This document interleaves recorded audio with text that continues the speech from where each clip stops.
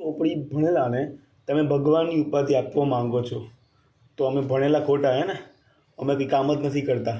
અમે લોકોને ભવિષ્યમાં આગળ વધે અથવા એનું વર્તમાન સુધરે એવું અમે કંઈ કામ જ નથી કરતા. સમજાય છે ને હું કોને કહી રહ્યો છું? હા, ખબર પડી ગઈ ને?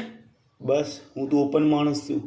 હું જે જોઉં છું, જે મને દેખાય છે અને જે એ લોકો કરવા જઈ રહ્યા છે એ બધું બાપુને ખબર છે. બાપુ બોલતા નહીં ત્યાં સુધી.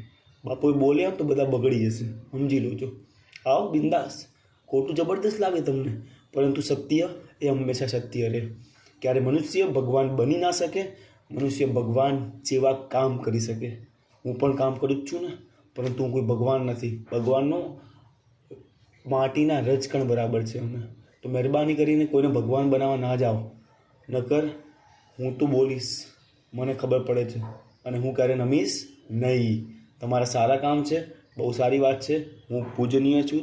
હું નહીં એટલે એ પૂજનીય પણ નથી, એ સન્માનનીય છે. પૂજનીય એક જ છે આ દુનિયામાં, જે ક્યારે દેખાશે નહીં, એ ખાલી અનુભવાશે. એટલું યાદ રાખજો. સમજણ પડી કે નહીં? તો ખોટા પ્રપંચો ના રચો.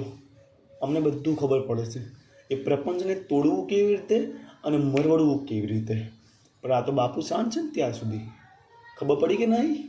હેલો, લા લા લા લા.